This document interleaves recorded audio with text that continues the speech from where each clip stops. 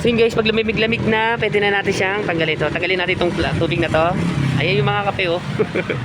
Na pinagtapunan ko. Pangalawang beses ko na kasi ito inano. So ganun talaga guys, ay lumabas yung tubig. Ayan. So tapon nyo lang yan dyan. Ayan yung kape. No? So yun, kahit pa paano nalinisan na siya. No?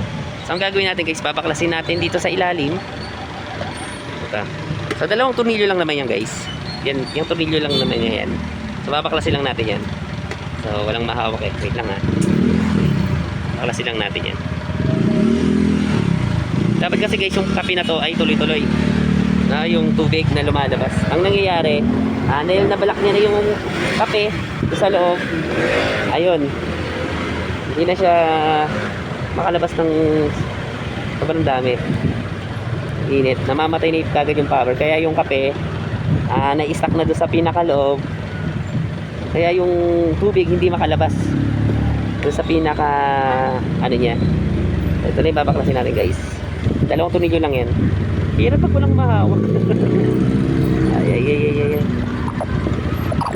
Yan. Yun na yung nakikita natin. Yan na nga. Yung guys, itong element na to, ayan, nakikita niyo guys. Punong-puno na ng kape yan. So kita nyo to guys, itim no? Ito maitim na yan. Ibig sabihin guys, yan yung kape na na-stuck sa pinaka dito sa loob. So yung kape niyan, pumapasok dito. Pag uminit na yung tong element niya na to, yung kape ay nag-i-stuck na dyan sa loob.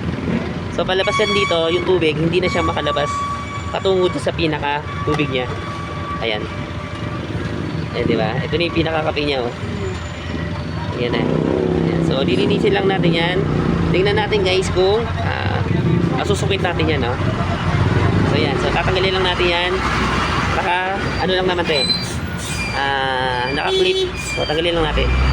So mainit pa. Mainit pa siya. Palamigin muna natin bago natin hawakan no?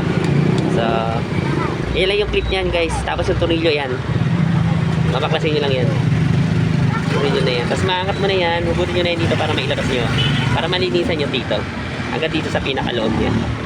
So tanggalin ko muna to guys. At babalikan ko kayo.